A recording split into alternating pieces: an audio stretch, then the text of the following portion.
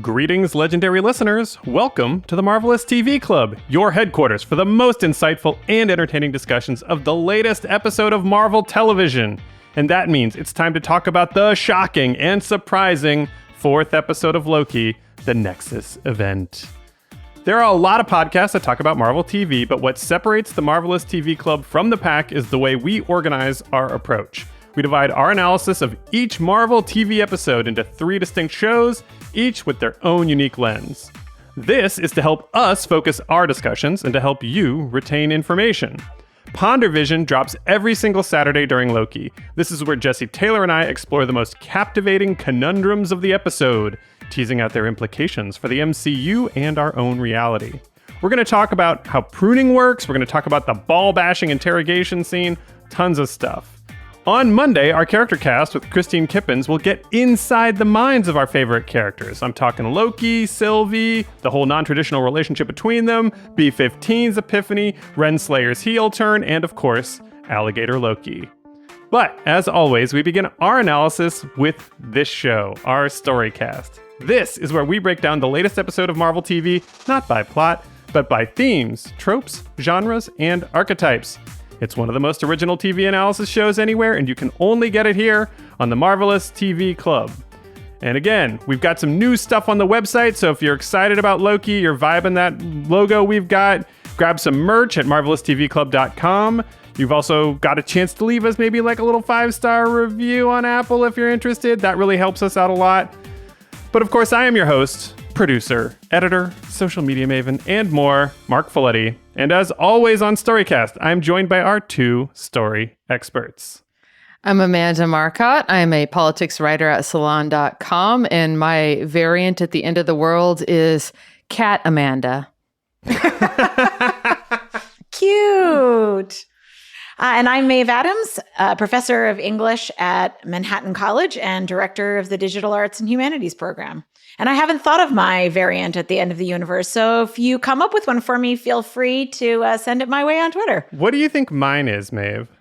You know what? I'm going to go with, if you're going to be an animal, otter. I feel like I was kind of thinking otter too. That's weird. Oh, that's sweet. I was going to say snake. Yeah, I think I think their mating rituals are real troublesome though. So Yeah. That part They I don't do hold love. hands when they sleep though, which is sweet. That's cute. I like that. Yeah, I was thinking you were some kind of like smart bird, some kind of like... Aww.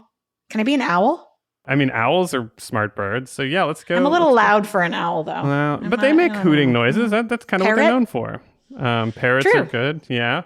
Anyway, we'll keep thinking about that. Send us your thoughts about which of us are which animals at the end of the timeline. You can reach out to us on the website, actually, and just tell us what you think. But look, that's not the place I actually want to begin. I'm just curious, Amanda, which pruning was more shocking when you watched it? Loki's or Mobius's? Obviously, we know what happened to Loki, but just when it happened, which one was like, versus, I mean, Mobius's, I think, had more of an emotional shock because it really felt like it came out of nowhere. And Loki's, I think, was difficult because it was like, how are they going to continue this story? But we got the answer almost immediately. So just on the sort of base gut level, I'd say Mobius. What do you think, Maeve? I mean, Mark, you kind of know because I texted you as soon as it happened while I was watching because I knew you'd already seen the episode. So I immediately texted you like, oh my God, they pruned Mobius. Although I will say this about the pruning of Loki. I have this thing when I'm watching a TV show, I get really inside the narrative. And so I'll like freak out when something bad is going to happen and the main character seems that they're going to die right then. And oftentimes my cohabitant will remind me they can't kill off the main character without ending the show. And so I've taken to using this as kind of self-soothing when I'm watching television. They can't kill Loki because then there would be no Loki, the show, right? So just on the basis of that, the moment that they pruned Loki, I felt like this world that I've constructed around myself, the little zone of safety that I've constructed around myself for watching television started to crumble. And so it probably had a more profound impact on me in the moment. Well, what's funny is they can still have a show called Loki because as the show is thoroughly established, there are many, many Lokis that the story can be about. True. Thanks, Amanda. Yeah, I actually confess that it didn't seem out of place for me for Loki to be gone for good in that moment, and that we'd finish the series following Sylvie and other Lokis. That's how much this show has me in its grips, because when you step back for 2 seconds, you think like, well, obviously they're not going to do that and have Tom Hiddleston gone after 4 episodes, but I completely bought it. But it was definitely Mobius's death because, well, not death, potentially. We'll get into all that on Pondervision, but it's because of when it came in the episode and how ruthlessly efficient Renslayer was in just ordering it and being done with him after all of the talk and that you're my favorite and all this. And she was just like, prune him. And it was just, ugh. And friendships like ours are not normal. But she looked away. Oh, she had regrets. Yeah. We'll get into that with Christine on Monday. But today we are going to explore 2 primary themes of this episode, one from each of our experts. We'll talk about the moments in the episode that tied to the theme most closely, and we'll also discuss other works of literature and film that are closely related. In this episode, we're going to start with you, Amanda. Talk to me. What did you think the main theme or idea was that was driving the episode? How the concept of natural law is used as a weapon against people to marginalize their identities and actually, I would say, literally erase identities. What I mean by this is a lot of the time when people have aspects of themselves that the kind of powers that be in any society don't approve of, instead of just saying, we're going to punish you for being different, the narrative that will be offered is this thing about you is unnatural. And therefore, your behavior has to be brought into the natural order or yourself. And, there's some real darkness in our history by labeling people unnatural or labeling their behaviors unnatural in order to police them. When you're talking about what we're kind of doing a light version of here on this show, which is literary criticism, this is usually kind of packaged under something called queer theory. And I can already hear people bristling. It sounds scary. You've heard Judith Butler is a scary, dense writer and all that. But actually, like, in its simplest terms, it's kind of the literary theory version of this, which is saying that queer people have always existed in our society, but they have often been erased from our texts. And they exist in the margins of a lot of texts. And people end up kind of reading queerness into text when they do have a queer identity because the quote unquote natural order has said they don't exist, and yet they do exist. Like they do exist.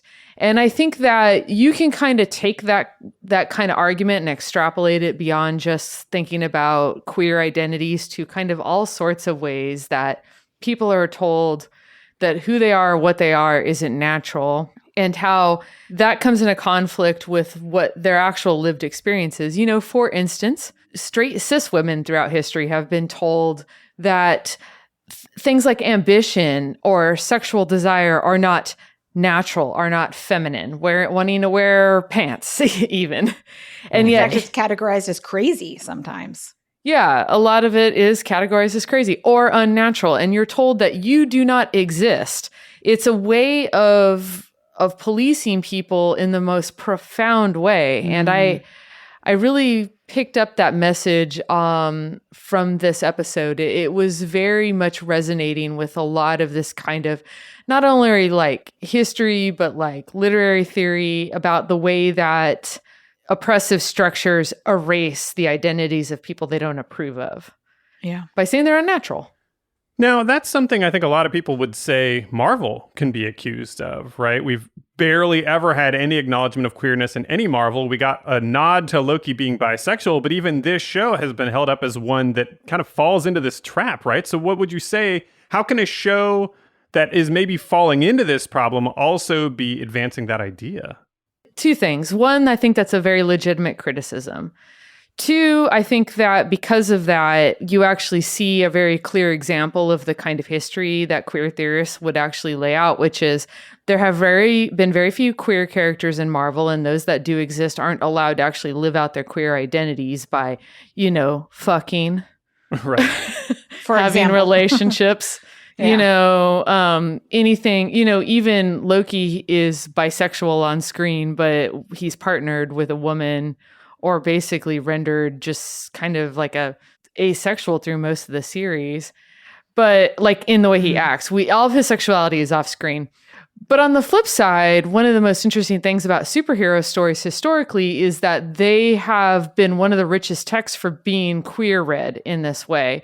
And it's not just about queer people, it's about people with all sorts of marginalized identities. I would point out that, like, for instance, Superman, written by Jewish writers, was very much a kind of text that works on two levels. On one hand, like, Clark Kent is a sort of Aryan, like, God, right? Superman is this kind of Aryan God, almost like the kind that the Nazis would have held up as an ideal. And yet he's also an orphan from a planet. He's a refugee. And so there was just right there in plain sight, you saw Jewish writers kind of writing the Jewish experience into a character that was presented as the opposite of what fascists would say that they are like. And I think you see that a lot in superhero stories.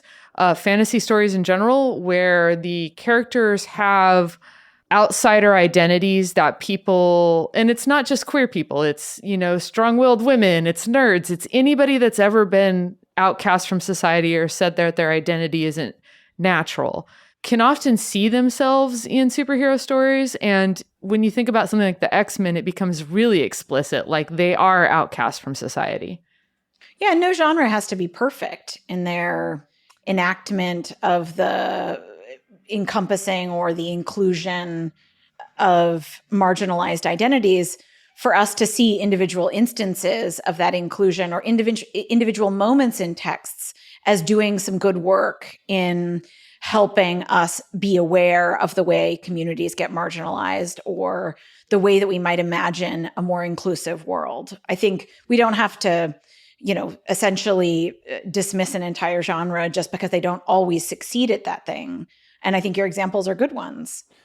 I would even say that, like, fantasy and science fiction have been traditionally favorite genres of people that see themselves as marginalized because they have fantastical settings and stories that allow the reader to see it as a symbol of their experience in a way that more literal, modernist, kind of realistic stories wouldn't necessarily. So, you know, you can read a story about the X-Men and project it whatever you want onto it. If that story was about, say, race, in a human race in the real world, it would be a little bit harder to do that.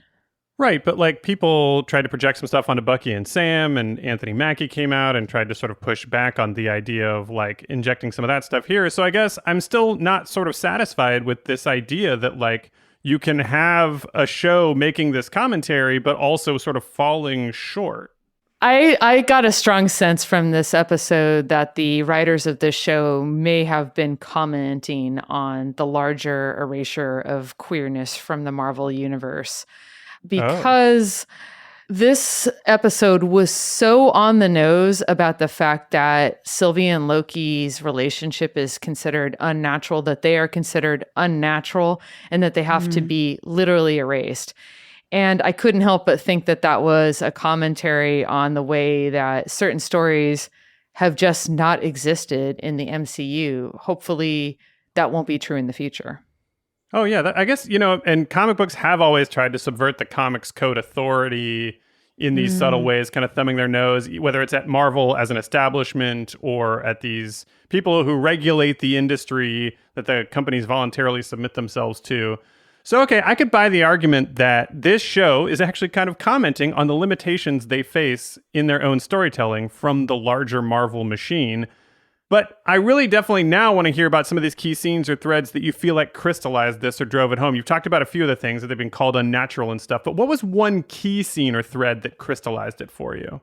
The whole scene in the apocalypse with Sylvie and Loki sitting together, she turns to him and she has this great line, which is, the universe wants to break free, so it manifests chaos. And then a little bit later, he replies by saying, you know, we may lose, but we always survive. And those two lines taken together really spoke to me about the fact that what we're told is natural order apparently needs a lot of policing to manifest, right? Because actual nature wants to break free. Actual nature wants there to be, many colors of Loki, many flavors of Loki. Actual nature is chaos. And so the very notion that diversity needs to be pounded out of existence in the name of nature is a joke. Right. Yeah. Because nature is what causes diversity. And I think that, Loki's response that we always survive really speaks to the way that people that are quote unquote different or unnatural always keep just cropping up. They just keep living. They just keep existing no matter how much they are told they don't exist. I mean, then the other thing too is that diversity or difference only looks like chaos from the perspective of those who want one very limited conception of order. It's a perspective problem more than it is an objective or ontological problem. Yeah, and if we're talking kind of high-minded here and sounding a little academic, I think the most obvious example of how this worked in real life was, with the same-sex marriage debate, you had a lot of people saying that marriage is naturally one man and one woman. Right. But of course, it began to dawn on a lot of people that what they thought was natural was actually just constructed, that marriage can be really whatever we want it to be. Yeah. Those lines really were beautiful as they were sitting there. And as folks who've listened to the other shows know, I've been waiting for that scene and that shot of Loki and Sylvie from the back. I think they might have erased out the asteroids falling everywhere in the trailer. I'll have to go back and look. But I just really knew that whatever was going on there was going to be important. And I really did think that was beautiful. And you tying it into this theme makes me like it even more. What else did you see from the scenes or the text of this show to tie into your idea here about this commentary, this advancement of queer theory about, identities and being erased? Interestingly, I think a lot of this episode in particular, and the whole show in general, is a rebuttal to Loki's speech in Avengers, in which he tells people of Earth that their natural desires are to submit, and this old man basically tells him to go kick rocks, right? Yeah, this was 2 weeks ago, if that, for this Loki. Well, what's cool about that is it actually, if you watch Avengers and then you watch this show, you realize this is a story of Loki being realizing that the entire story he was telling about the natural order of things is the same story that's being told to say that he doesn't deserve to exist. Yeah. I think also Sylvie's story is clearly a good example. She's been told that she has no right to exist. And what I said about fantasy and science fiction being this kind of beautiful space where the stories are symbolic, so you can kind of project anything you want onto it. I think Sylvie's story is a really good example. She's a girl. Loki's supposed to be a boy. There's many ways you can read that story. You can read it from a feminist perspective, which is how many women have been told because they're women, they can't be all the things they want to be. You could also read it as a trans story, as somebody who's been told that they're supposed to be a boy, but actually they're a girl. That's kind of the beauty of these sorts of stories, is they're not limited to one reading. Yeah. I think that Loki's always been a character who doesn't fit, and it's often for reasons that have nothing to do with gender or sexuality. He's adopted. He's a frost giant. He's kind of a prissy nerd in a world full of fratty warriors, right? And I think another kind of profound moment for me was when he got caught in this time loop of Sif telling him over and over and over again that you're always going to be alone, which is kind of the story that people are told when they're told they're quote unquote unnatural, I think, in our societies, that they either somehow submit to the quote unquote natural order, or they will be alone, erased, things like that. And the episode really drives that home with other kinds of repetition. So Sif is repeating, you're going to be alone. And then Mobius comes in and says, do you really want to be alone, right? But there's all this other repetition that highlights how damning and how destructive this relegation of the human to the unnatural is. So one thing that gets repeated over and over again in this episode, at least this one, probably in others, is the Time Guardians' use of animalistic language to describe variants. So B15 refers to Mobius's Loki as a pet. Mobius calls Loki a cockroach. When Loki and Mobius are fighting with one another, Mobius says, I wouldn't bet on her, talking about Sylvie, but that's what makes a horse race. So she's a horse that's raced for the entertainment of humans.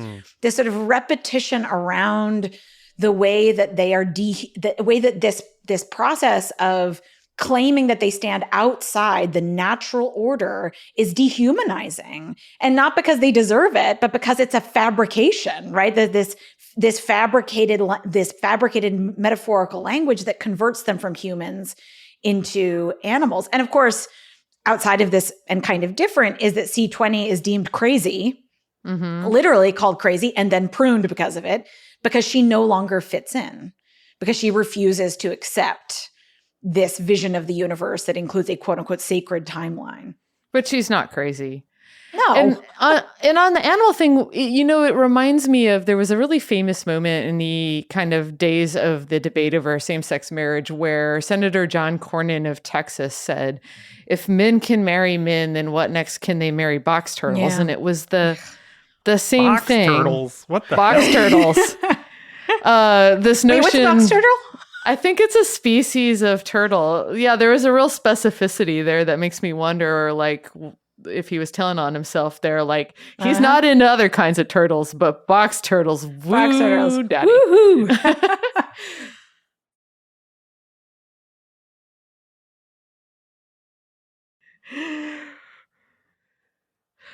But it was like, but like Mobius uses that same kind of rhetoric when he talks about Loki and Sylvie's relationship. He calls it literally sick and unnatural. That line really struck me because I felt judged by Mobius in that moment for my firm pro Sylvie and Loki beliefs. Well, what's cool is Loki kind of turns it around on him, though, and brings up something that I've been kind of trying to hammer home this entire theme, which is like, but Mobius is also a variant. He's also sick and unnatural. He just doesn't know it. Loki's like, you're lying to yourself, basically, right? And I think that that's kind of what is cool about this sort of, once you start to actually think about it and you separate it from, like, I think a little bit of the, like, political hysteria around academic theories or like this, you can kind of see how we can all see ourselves in these kinds of narratives. Like, have we not all, like, everyone in the TVA is a variant. Everyone, I'm not saying everyone's queer, but everybody's an outcast sometimes in their lives. Everybody literally has something that the world doesn't approve about them. Yeah. Well, and also they've all been cast out of their own lives. So they're literal outcasts. But the story of their experience as time refugees has been thoroughly erased. Yeah. Right? They've been forced to assimilate in this really violent way by forgetting everything, which is also, why when B15 remembers the happiness of her life before this, she weeps because the loss is so fundamental, so damaging. Yeah, the juxtaposition of that to like Renslayer dropping that hard slur of variant, the way she says it to Sylvie, the juxtaposition between B15 and Renslayer in that moment, the variant who's woken up and the variant who is still utterly co-opted by the system and essentially oppressing her own kind is a jarring and intense one. Yeah. All right, Amanda, so is there another work of film or literature outside of Loki that you feel is especially closely related to this episode's theme of how the quote-unquote natural order is weaponized to marginalize people? God, there's so many stories about this, but one of the best movies that's come out in the recent years is Greta Gerwig's version of Little Women. If you haven't seen it, I highly recommend it, but it's a cool movie because it's in strong discourse with the original novel and the fandom over a century's worth of fans debating this book for a year. So basically, the book Little Women is beloved because the main character, for many reasons, but the main character, Jo, is particularly beloved because for a 19th century female character, she's headstrong, she's independent, she's basically a feminist, and she's based a lot on Louisa May Alcott herself, who wrote the book. And people fall in love with this character because she's so much of not what women were supposed to be in Victorian America. And then at the end of the book, almost seemingly out of the fucking blue, she's married off to this old man that she meets at school. And it's like there are so many stories of people just throwing Little Women at the wall being like, what the fuck, man? and Louisa May Alcott did not want Jo to get married. She was forced to end her book this way, which she was writing for the money, because precisely this kind of logic. The publisher said it's not natural for women to want to be single. It's not natural for women to want all these things. So you have to bring Jo's story into the natural order, basically by the end, by marrying her off. They wanted her to get married to Laurie in the book, but she marries her off to some old man because it was her kind of final act of protest against the idea that the only natural place for a woman is in wifehood, right? Mm-hmm. So she basically deliberately made the ending unsatisfactory. So if you see the movie really plays with this because they make the ending where she gets married feel even more jarring and ridiculous.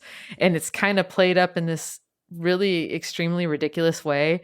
And then it's juxtaposed with scenes of Jo going to a publisher's house to sell Little Women. And it's strongly implied that, or it's not strongly implied. I would say it's deliberately rendered ambiguous whether she got married or not, or if it's all a fantasy that's just in the book, right? You can walk away from that move. Like, people are just endlessly still debating whether or not it ended like the book or not, because the whole point of it is that it didn't.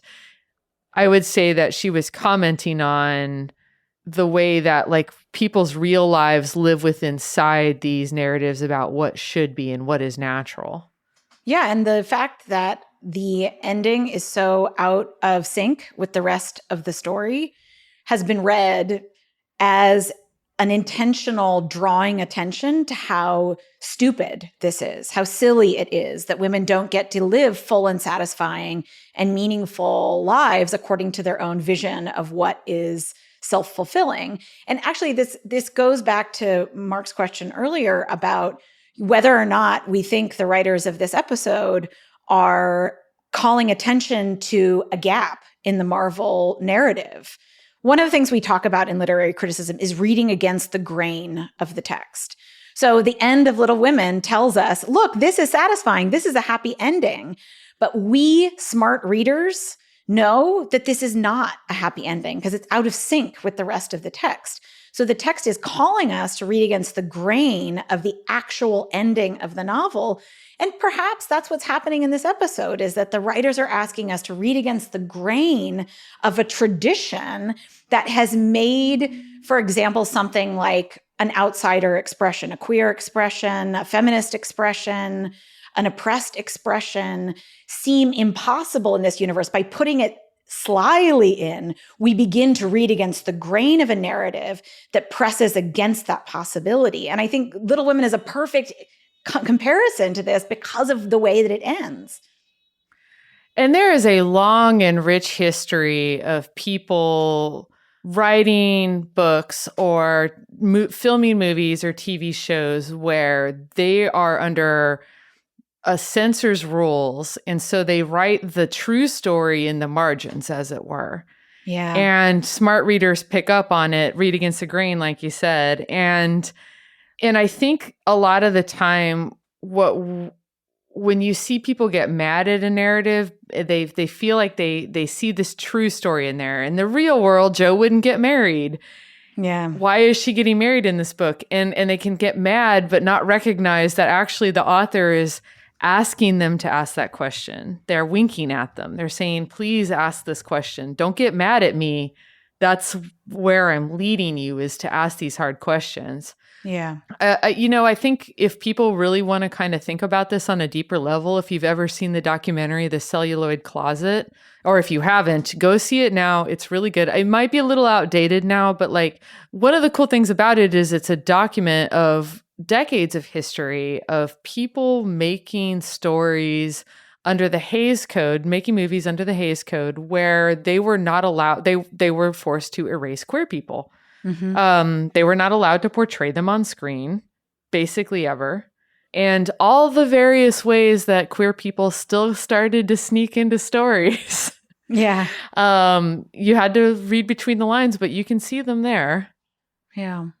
Anything else that adds to this commentary or conversation from related works?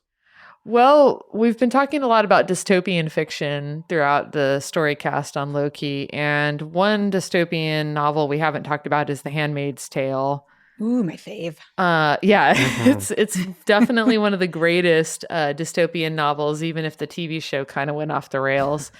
June is an assassin brought back to... Yeah, it's fine. Look, I love the first season. I'm a stand for the first season. No, first season is great, but we definitely fell off once June became like a Terminator. The first season follows the book. It's just when it goes past the book that it falls apart. But literally in the book, like the whole point of the book is that women are told that their natural roles are X, Y, and Z, and that they cannot exist outside of those roles. And to drive it home, very literally, women that they cannot force into the quote unquote natural roles in Gilead are called unwomen. Yeah. And sent to prison camps and then all the other women, their identities are completely erased. So yes, they're natural, but they don't really get to exist, right? They're all of a man's name. So Offred is of Fred, right? Is Fred's person who's going to, bear his children for him. So yeah, so that erasure that comes along with the deeming of natural or unnatural, right? That just because you're natural doesn't mean you're actually there, right? Which is also, I think, speaks to something in this episode, this idea that, B15 and C20, right? Everyone's kind of a number, right? They have a function in the universe, but are they really there? Yeah, that's a really good point. They might as well be called of TVA. Oh, God, exactly. That's so grim. Were there any kinds of stories that also reflect this theme to you, Maeve?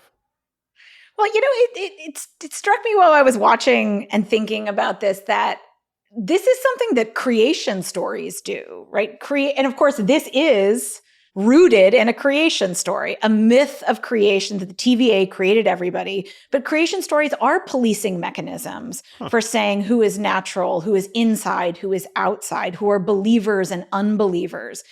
In a way, this is a little bit, if we think about it in this way, it's a little on the nose in the show, but it's actually really smart. It's a real takedown of religious thinking that draws very strict boundaries through creation narratives around believers and unbelievers, the natural and the unnatural, the washed and the unwashed, right? This language proliferates in all kinds of ways across religious mythology. And it just seems perfect that they would sort of see this as, of course, rooted in a creation narrative that doesn't even really need to be there. They could have come up with all kinds of other ways of fabricating the universe of the TVA, right? They didn't have to say they were created, but to invoke that, I think, is telling with respect to what creation narratives do.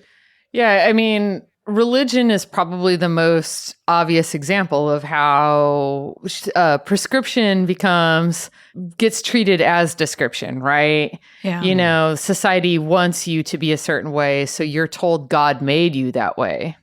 Yeah. And if you say no, then yeah, well, that's at the heart of Michel Foucault's book, The Order of Things. And that was the first thing I thought of when you started talking about this theme, Amanda, because that is Michel Foucault's intervention, that the very idea that we think that there is an ordered universe is a product of systems of oppression that seek to delineate the difference between the normal and the abnormal, the sane and the crazy, and then take those crazy, those abnormal, those unnaturals, and then remove them from full subjecthood, from full selfhood, from full social and political and cultural agency. And of course, we do see it as order because that's what we've been told. It's nature, it's order. The word unnatural itself, if you think about it, is kind of a ridiculous word. Like it's a paradoxical word. How can anything in nature be unnatural? Unnatural. Yeah, exactly. Damn, you're blowing my mind over here. Well, it's like when people talk about organic and unorganic food. It's like, it's food. It's all Even organic. if it's not, it's still organic. It's still carbon-based, friends, right? Well, I think Still steel's organic. carbon-based, but I mean, I guess it is. I don't know. Maybe is that? I mean, I don't know. You could probably, I don't know. No, but anyway, but Amanda's point is a good one, right? And also what this has me thinking about is the way that the term natural is often used as a policing mechanism that we're supposed to not pay attention to. It's like one of those invisible policing mechanisms, right? It's like, oh, it's natural, it's organic, must be better, right? So, one of the historical uses of the term natural as a policing mechanism is the term natural childbirth, which is one of my faves because the history of that term is really damning of the way that the concept of natural childbirth has been used to punish women for medicated childbirth, right? So the term was invented in the 1930s by a doctor, his name, which, guys, I'm not making this up, Grantley Dickreed. I mean, I don't know. I just... Someone was overcompensating. Dickreed. Yeah, seriously. So Grantley Dickreed writes this book called Natural Childbirth, I believe in 1930, about the way that Eve intended all women to suffer in childbirth. And so suffer they should. And he writes this in a crucial historical moment because it's the first time that anesthetics are being used in the birthing room. It is also, of course, the beginning of women's right to vote. And Grantley Dickreed, you might imagine, did not believe that women should be enfranchised. It's not natural. Not natural. That's not natural. Did Eve vote? I don't see Eve voting. What's next? You're going to have snakes voting and rodents voting? And box turtles. Box turtles are going to vote. Box it's going to be turtles real will be out bad. there voting me out of office. Well, just because I lust after them. It's going to be chaos, friends. It'll be chaos. It's like having a goddess of mischief. All right, so I'm convinced that this episode was all about how the natural order is, quote unquote, natural order, the supposed claim of natural order is used to police identities and lives, especially queer folks, but any folks of marginalized identities. I don't think we'll ever know for sure whether this is like the Loki writer's room commenting on Kevin Feige's limitations or Kevin Feige and the Loki's writer's room commenting on Disney's limitations because they want to market stuff in areas where these narratives are frowned upon. But I like the idea that there's something subversive going on here in a metatextual way, much like Greta Gerwig's Little Women commented about how the book Little Women itself may have engaged in this very same activity. So tons to chew on here. Thank you so much for that theme, Amanda. But now it's time to turn to Maeve. Maeve, what did you see as the main theme or idea driving the episode? The relationship between history and power. So oftentimes we hear the cliche, history is told by the victors. Those who dominate successfully over others get to write the histories that appear in our textbooks. But I think in this episode, we're being treated to a variation of that idea, that perhaps there is as much or greater power in retellings of history by those who don't have power. Well then, what was the key scene or thread that crystallized this idea for you, Maeve? This entire episode, and frankly, the world of the timekeepers, broadly speaking, is about keeping people from connecting with their past or present or future selves so that the timekeepers can access, control, and tell their histories, right? But the episode opens on a really wonderful scene, the scene of little Sylvie playing with some toys. If you rewatch that scene, right, because I think the first time you watch it, you're just like, oh, it's a little girl playing and telling herself a little story. But if you rewatch that scene, Sylvie is retelling herself a historical event of Asgard. Mm-hmm. And when the Time Guardians show up to remove her, and they put down the device that erases everything, the thing that she's being punished for is storytelling.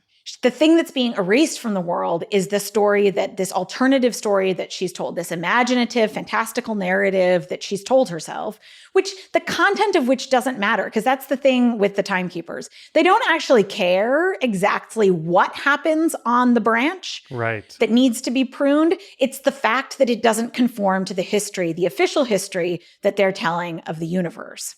So her crime is imaginative retelling, and her punishment is death. Right? But as Loki reminds her, and as Amanda reminded us, as Loki says to Sylvie, we are survivors. And their survival, literally and metaphorically, is telling a different story, is refusing the official narrative and insisting on a different story of their own lives. Lokis are, of course, what makes a Loki, I would say, is just that. Loki. Like, their very sense that reality, they are not conscribed by reality. They get to tell the story. They get to say what they look like. They get to reimagine what other people see. They get to change reality itself with illusion magic. Yeah. And even though, at least, Loki is, but all the Lokis conscription as guardians, because of course they are frost giants, all of their conscription as guardians is kind of forced, right? So even though they see themselves as mischief makers, narrative mischief makers, right? Telling new stories, creating new narratives, creating new stories, creating fun in the world, which of course is great because Sylvie is in fact having fun in that opening episode, in that opening scene. Even as they have fun and get to play and tell different stories and mess things up and create chaos, they too are conscribed or inscribed or reinscribed within narratives that don't allow for their full flourishing, which is something I think we see in this Loki story that's being told about a secondary character in the Marvel universe who gets to then tell a story, right? And I think, of course, what fits with this is that Sylvie's gift, her magic, is retrieving erased histories. Oh, so sure. There's a perfect kind of complement between the fact that she's been told that she doesn't get to exist, right? She's not legitimate because she doesn't fit within the official narrative. But then her gift back to all that she encounter is to give them back a story that's been taken away from them. Yeah, I suppose in this world, we still aren't even sure who the victors are, which is something that's really striking to me, right? The timekeepers themselves are kind of part of what it sounds like you're talking about here, Maeve, which is that they get to retell history and like dominate a lot of this stuff with this false narrative about the timekeepers and the sacred timeline. They aren't even real at this point. So while we still don't know who the winner is, it's clear that their mythology has become, totally ubiquitous. Yeah. I mean, it's funny too, because if you could either read the fact that we've got these robotic timekeepers as a sign, as I think we're supposed to, that there's another power above them that's pulling the puppet strings, right? Mm-hmm. Another way of reading it in the context singly of this episode is that conservative ideology that history is supposed to repeat itself is robotic. Oh. And inhumane. Yeah. And constructed. They're literal constructs. Yeah, they're literal constructs. Right. The quote unquote natural order is made by these three androids. It's totally fake. Yeah. But it's funny because they're paper tigers. I think that's part of what you're saying, Maeve. And in future episodes, we'll probably find out who's behind them. But within the context of this, Sylvie is able to behead one of them. Mm-hmm. In a way that I think symbolizes the fact that just standing up and speaking your truth, telling your story can actually do significant damage to the official narrative of things. And that's why Sylvie is such a lively character in this episode, right? Not only is she telling this silly little story to herself that brings about a potential execution and is powerful. Loki tells her that, right? That she is powerful because of this. But when she shows up in front of the judge, she stomps on the foot of her captor and it basically runs off, right? Resistance is refusing that official narrative.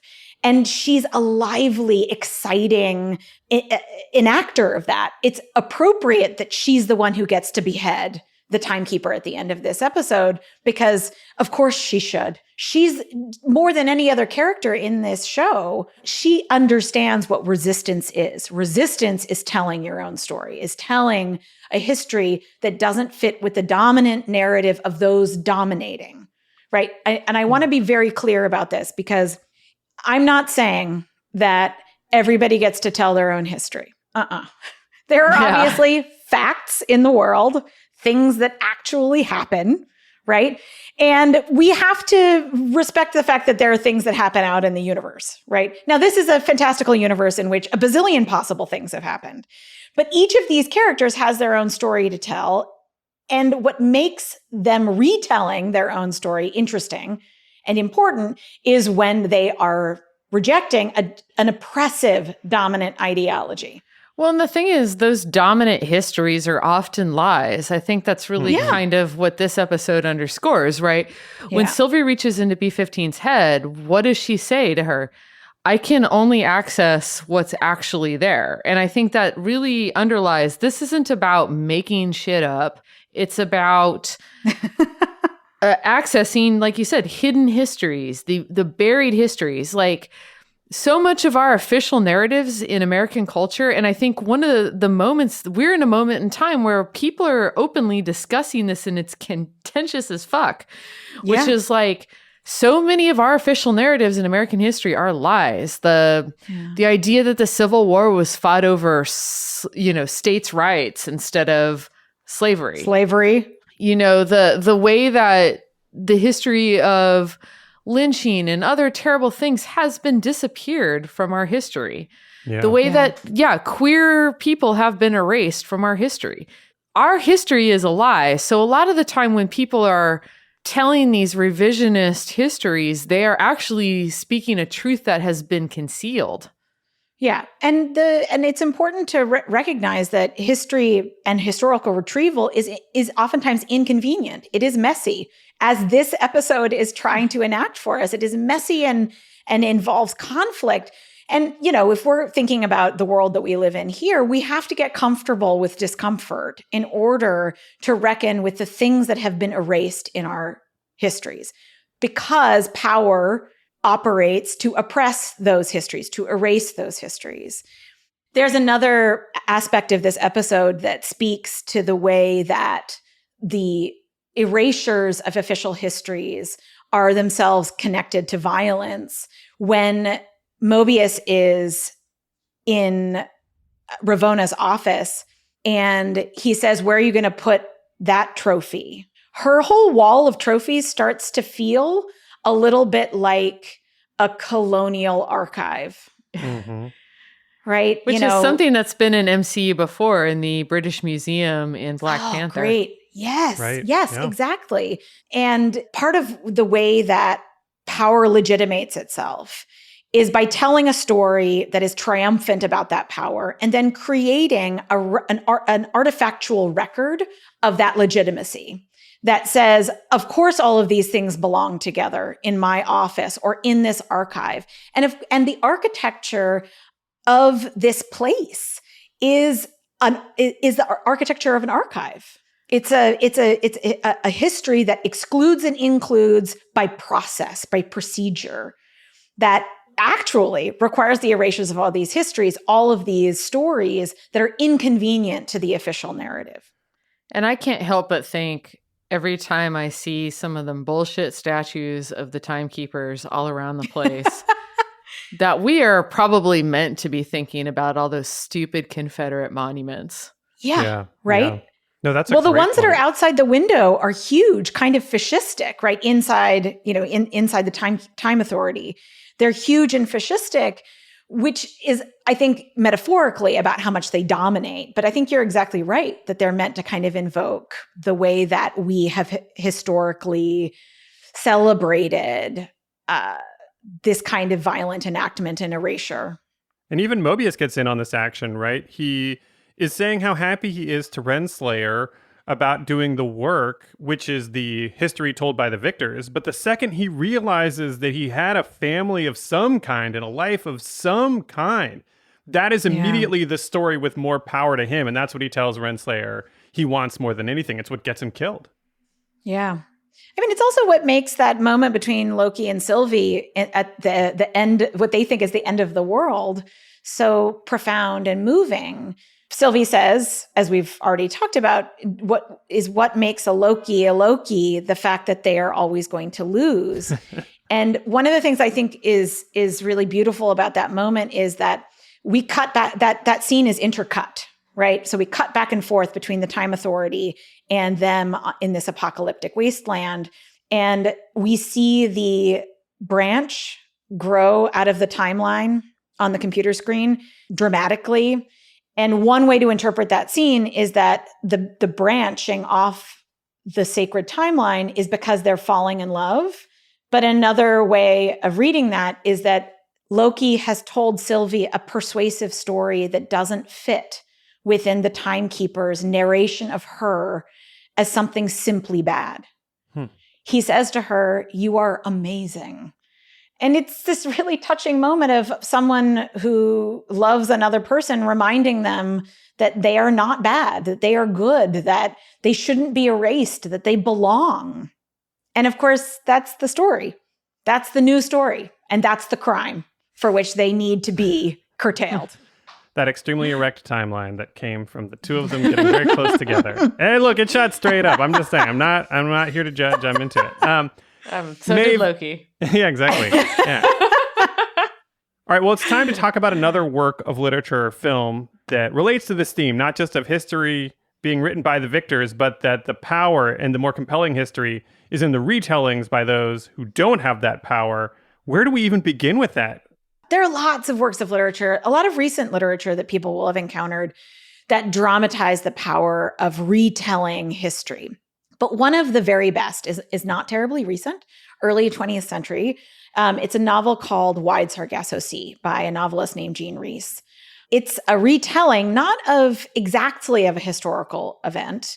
It's a retelling of a story inside of a novel, but is actually also a retelling of the way history excludes the narratives of those who are inconvenient to history's narratives of triumphant power. So it's a retelling of the novel Jane Eyre. Jane Eyre, some of us know, by Charlotte Bronte, is a novel about a young woman who goes and lives at a very wealthy man's house, and she falls in love with him, yada, yada, yada, you know, lots of back and forth. It's a 19th century novel, a lot of people not telling people how they feel. As their relationship is blossoming, it turns out that Rochester, the man she's falling in love with, whose house she's gone to live at, has a quote unquote crazy wife in the attic who comes down and, it's a metaphor, guys, burns down his bed. And is blinded. And Jane nurses him back to health from the horrible, horrible violence done to him by his wife, who he had married while he was a colonial officer in Jamaica, right? So this lady in the attic, wife of Rochester, who burns down the bed. She's a monster. She's from Jamaica. She's crazy. Jane has to nurse Rochester back to health. And then they go on to live happy lives together.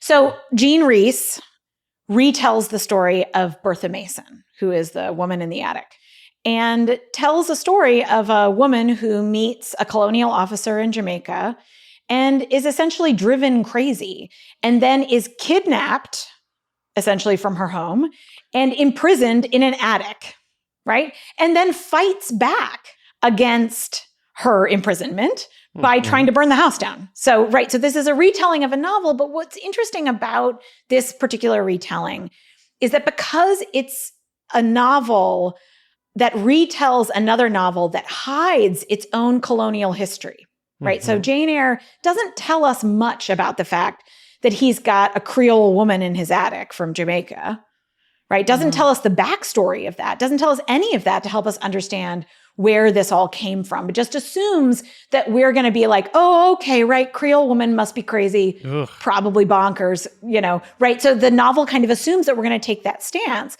When Wide Sargasso Sea retells the story of Bertha Mason, it tells us a story about the way that colonized women, men, but particularly women in this context, their stories get erased in the service of telling a triumphant romantic narrative about how British people are going to be fine and did the right thing. There's a I think, a robust tradition of these kinds of stories. Like you said, you know, you have Rosencrantz and Guildenstern are dead. Yeah. The play, which tells the story of two dudes in Hamlet that he just kind of kills, like almost for no reason, really. Yeah. And fleshes them out and makes them real characters. In pop culture, you have Wicked, which tells the story of the Wicked Witch of the West, where she's recast as a sympathetic character. I think you can kind of really mine this for a lot. And it's always fun because it does this. It tells you, oh, there's a whole narrative that you've been told, and then there's one underneath it that maybe you haven't thought of. Yeah, or even you've been told, one narrative, for example, of the Wicked Witch of the West, and you've been told, don't pay attention to the other stuff over here. Don't look over here. Don't look too closely at all this stuff happening over here, because this is the official narrative, and don't worry about it. She really is evil. Yeah. Right. And the same thing with Bertha Mason, right? She really is evil. Don't pay attention. And there are moments in Jane Eyre where Jane is kind of like, what's going on here with a guy who put a woman in his attic? But then she's like, oh, but he's so sad and so blind. Like, there's a part of me that feels like when I was reading Jane Eyre for the first time in college, I was like,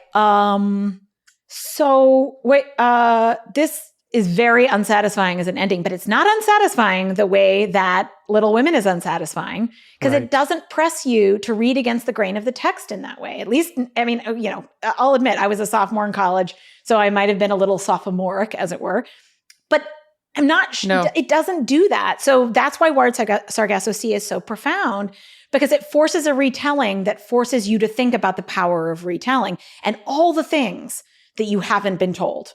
What are the stories that we have not heard about the colonized in this context in particular that would reveal the way that their exclusion from history is a further act of colonial violence? Maeve, I haven't gotten my philosophy fix this episode. Is there anyone who has a commentary on this theme that you've brought forth?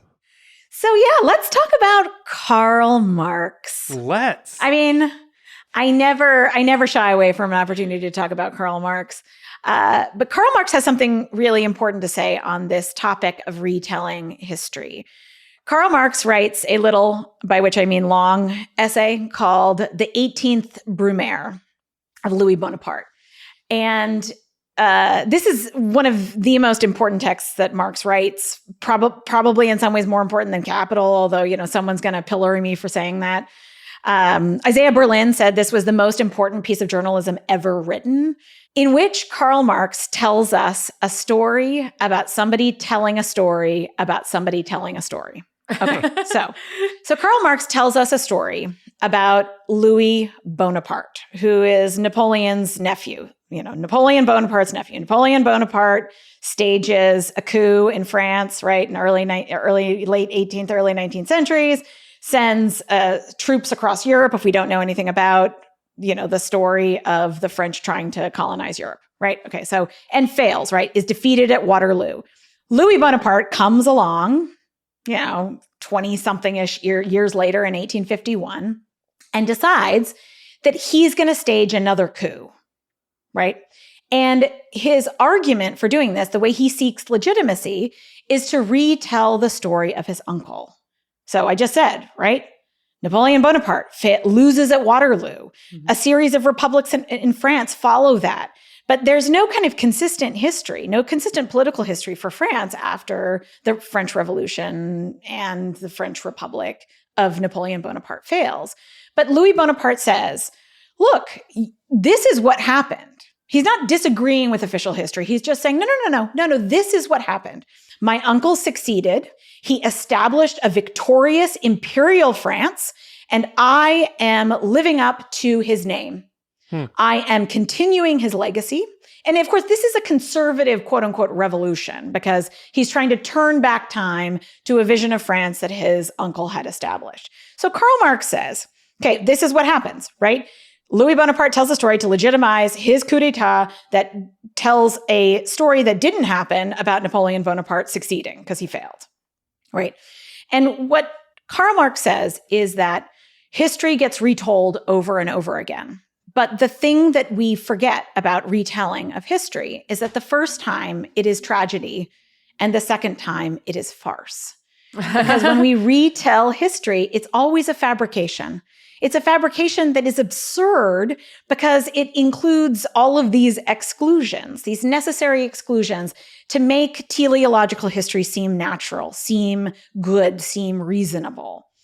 But the tricky thing, the very cool, mischievous thing that Karl Marx is doing is retelling the history of Napoleon Bonaparte as told by Louis Bonaparte. And in retelling, he deconstructs, he takes apart and destroys the authority of that imperial narrative. I think we can all relate to this particular problem right now. I mean, we do have Trump retelling the story of the 2020 election in a way that's a blatant lie. And the rest of us have to stand up and retell the retelling to get it closer to the truth. Amanda Marcotte, nay, Karl Marx. Right? You know, the act of retelling is an act of resistance. Retelling that doesn't simply adhere to the dominant narrative, that presses back against it, that makes it absurd, that laughs at it, that shows up its exclusions, that those efforts to retrieve the excluded stories by way of saying, look how ridiculous this is, that those efforts have extraordinary power. And they did for someone like Karl Marx. They have in the 20th century for anti-colonial figures. So Frantz Fanon, who most famously wrote The Wretched of the Earth, Algerian writer, who is a famed colonial resistance fighter, also wrote a book called Black Skin, White Masks, where he talks about the fact that history is this thing that is imposed on the colonized. It's imposed on the identity of the Black man, by which he means, basically all colonized people, but particularly, men and women who were colonized in Africa. And what he says at the end of Black Skin, White Masks is history is not my prison. Because we aren't doomed to live in a retelling of history over and over again unless we subscribe to a really conservative convention and convenience that history is doomed to repeat itself, which of course it isn't. I would say that also it was really clear in this episode that the kind of cinema history that they were drawing on, that they were referencing really heavily, was The Wizard of Oz. And I think in The Wizard of Oz has become a central metaphor in our society because the reveal that the big scary wizard is actually this pathetic old man. Mm-hmm. We all draw on that for literally this reason. We say, often the man behind the curtain is not the one we're seeing. And I think that is often the metaphor used when we're talking about these hidden histories. Yeah, and that he's not as scary as we think he is. Yeah, and in fact, we're still waiting to find out our wizard. So much for my theory that Richard E. Grant was going to be old Loki, moving the pieces around. So I got to figure out my new TVA theory. But this was also a really excellent theme, Maeve. This idea that, history is told by the victors, but that there's a lot more to mine out of the retellings of that by folks who don't have that power, who don't write that first version. And I appreciate how much these two themes are talking to each other, right? The stories of marginalized people being written out of the narrative, being told they're not part of the quote unquote natural order, and then the need to reclaim them and the power that comes from the narratives that do. So these two work really well in tandem, which tells me we are probably onto something. Yes, indeed. So, Amanda, if people want to talk to you more about thoughts on Loki and or politics and the never-ending attempt to rewrite history in our own actual country, where can they find and follow you? I'm on Twitter at Amanda Marcotte, and I promise not to erase you unless you say something rude. You can also read me at salon.com. Maeve, what about you if folks are interested in talking more and theorizing about the versions of history we should be focusing on? You can find me at Twitter at Maeve Adams, Maeve Adams. If you want to read my attempts to retrieve lost histories of the 19th century, you can find them at academia.edu. All right, Audio Avengers, that is our show for today. We have a ton more Loki to discuss on PonderVision and CharacterCast, so keep your ears open for them on Saturday and Monday. Then we will be here to break down the penultimate episode of Loki. I am not ready for this to be over, but we'll be back on Thursday with more Storycast. So if you're enjoying this show, like I said, please leave us that 5-star review so we can rise in those search rankings.